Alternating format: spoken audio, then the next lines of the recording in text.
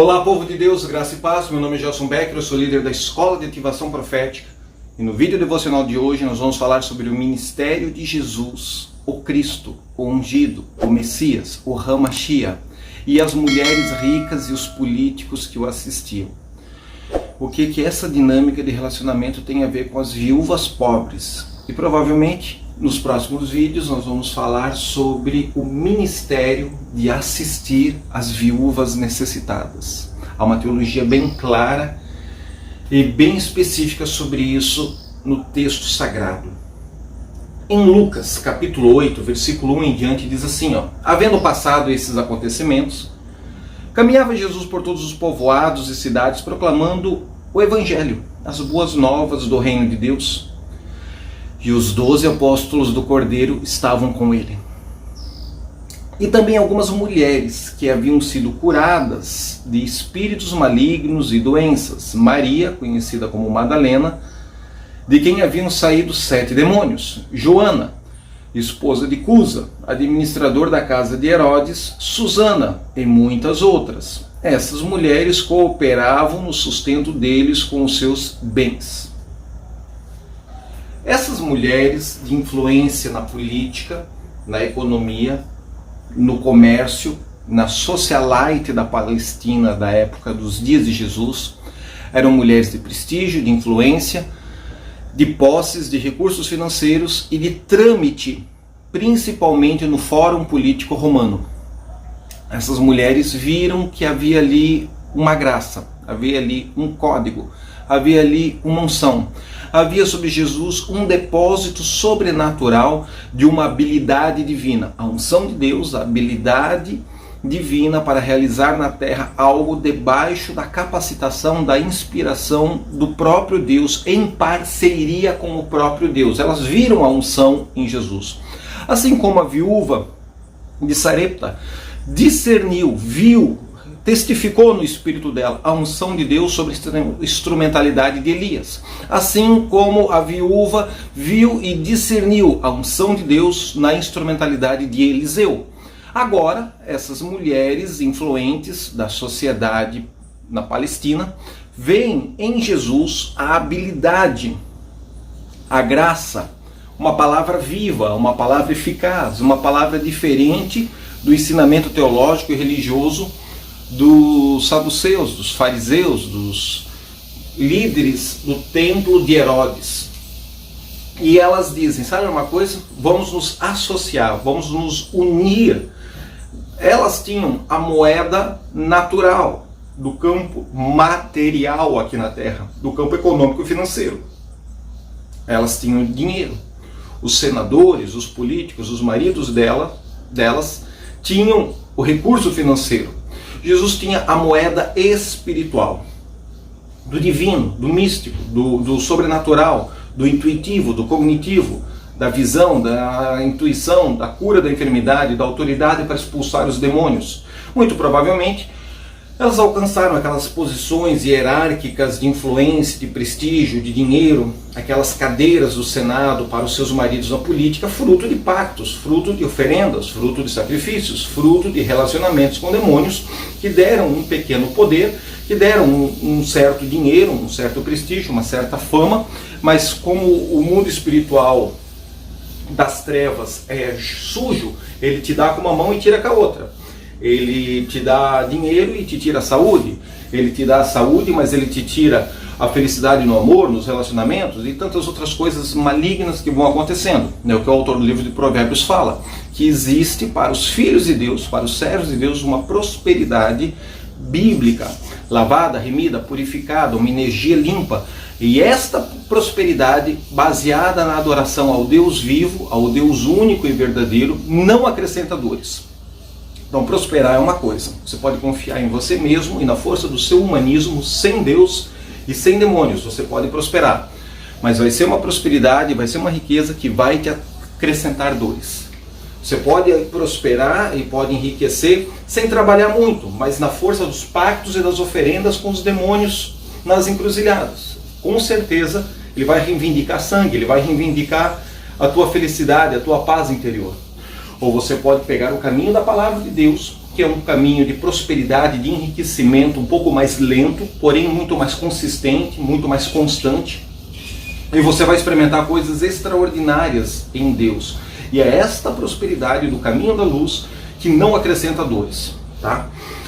Porém, como eu já falei nos vídeos devocionais anteriores, ela tem um propósito muito maior do que você mesmo, do que a tua baixa autoestima, do que a sua autoafirmação com um carro importado. Não é pecado ter um carro importado, contanto que você também tem o propósito de ser a coluna de provisão financeira para a expansão do reino de Deus, com missões, com o social, com o evangelismo, com a geração de emprego, a missão de gerar empregos, uma missão divina, a missão de prover e contribuir para a obra de Deus, para a obra evangelística, para a obra missionária, ela é divina. E é este o caminho que acrescenta riquezas e não traz o roubo da tua paz, não traz a turbação interior, e sim te enriquece com a shalom.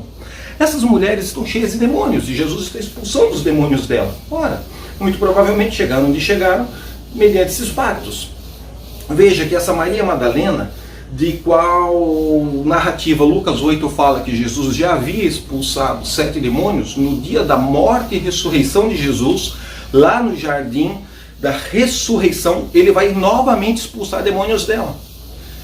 Por quê? Porque os demônios não respeitam posição eclesiástica, não respeitam boas intenções, eles respeitam homens e mulheres que estão cheios de comunhão e de intimidade com o Espírito Santo de Deus, com o Espírito da verdade.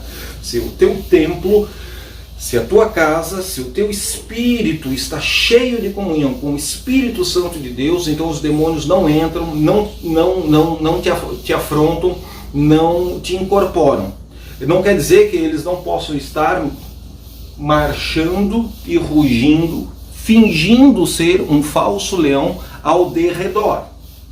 Eles ir andando ao derredor é uma coisa, mas entrar em você não entra. Por quê? Porque o Espírito Santo de Deus está em plena comunhão contigo. Agora, na medida que a amargura, o ódio, a raiva, a falta de perdão e tantas outras coisas vão entrando e contaminando o seu coração, eles encontram legalidade para essa infestação. Essa mulher tinha 7 espíritos, Jesus expulsa os 7 espíritos, ela vai caminhar em comunhão com Deus, no relacionamento com Jesus e os apóstolos, e vai caminhar numa boa, até o trauma da crucificação, da morte, da dor, do vitupério público. Isso vai fazer com que ela não consiga reagir a tudo aquilo com perdão, porque é a forma correta que Jesus reage, dizendo: Pai, perdoa, eles não sabem o que fazem. Ela fica com ódio, ela fica com raiva, ela deseja vingança, ela quer matar os soldados romanos, sei lá quantos sentimentos ruins. A visualizar e assistir toda aquela tortura ativou dentro dela. Quando Jesus ressuscita na manhã do domingo, ele tem que novamente expulsar essas coisas ruins desta mesma Maria de Madalena. Mas ele está caminhando e está sendo suprido e provido financeiramente através da instrumentalidade de mulheres. Cara, você não sabe como isso é humilhante na Palestina. Você ser sustentado por mulheres. Você ser sustentado por mulheres ricas de uma sociedade extremamente preconceituosa, machista e fofoqueira. E quando não era o dinheiro dessas mulheres, era o dinheiro dos maridos delas, que eram senadores romanos, que eram políticos contra judeus. Alguns foram se tornando simpáticos à causa dos judeus no colegiado de votos romano, ao ponto de Jesus morrer, não ter onde ser sepultado, mas um desses políticos romanos se sensibilizou e doou a sua tumba, José de Arimateia.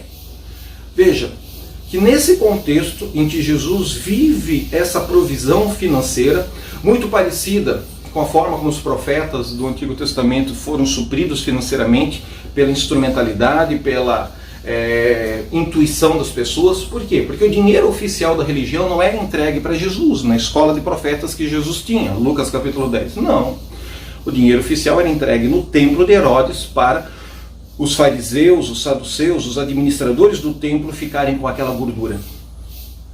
Na margem de um sistema religioso onde tinha um templo suntuoso e bonito para Jesus ver os cambistas vendendo as pombas, vendendo as cabras, vendendo as ovelhas para o sacrifício, Nesse contexto, esses caras recebiam uma oferta oficial. Jesus era a margem desse sistema. Ele recebia ofertas para ele, com os 12 apóstolos dele, ao ponto de ter um tesoureiro, né? Judas Iscariotes vai trair ele mais tarde, mas ele está recebendo ofertas na margem, no paralelo do sistema oficial.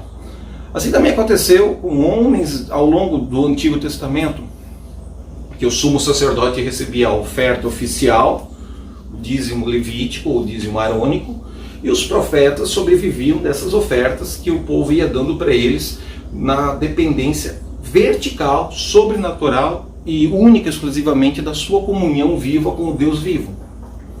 Mas em tantos lugares que você pode sentar num templo, numa igreja, numa reunião, num prédio, Marcos capítulo 12, versículo 41 diz que Jesus escolhe um dos lugares mais constrangedores para sentar e ficar observando a atitude das pessoas. Jesus sentou-se em frente ao cofre das ofertas e observava como a multidão colocava o dinheiro no cofre. Marcos capítulo 12, versículo 41 em diante.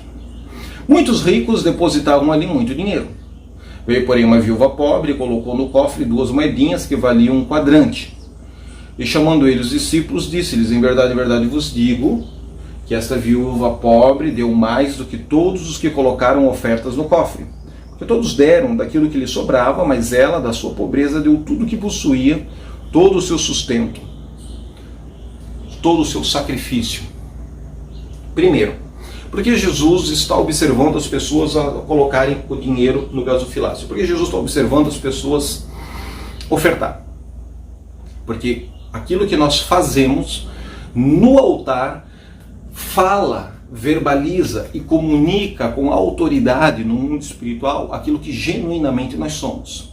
O mundo espiritual, anjos e demônios não interagem, não obedecem, não se aproximam ou não se afastam de mim e de você por aquilo que nós ensinamos, por aquilo que nós falamos, por aquilo que nós filosofamos teologicamente. Não. O mundo espiritual se abre e se fecha, circunstâncias melhoram, clareiam ou pioram. Os anjos de Deus se aproximam para auxiliar ou se afastam. Os demônios passam a ter direito para se aproximar de uma pessoa ou se afastam de uma pessoa porque elas estão vendo que ali não tem como tirar farinha com aquela pessoa. Não pelo que ela fala, mas por aquilo que ela age. E a atitude da oferta no altar é poderosa, é um código tremendo. Sempre que eu me aproximo do altar para entregar uma oferta, é 50% de chance de eu ser aceito. 50% de chance de eu ser rejeitado. O tesoureiro da igreja vai gostar da oferta. O administrador do templo, da estrutura predial, ele não pensa como Deus pensa, então ele fica feliz.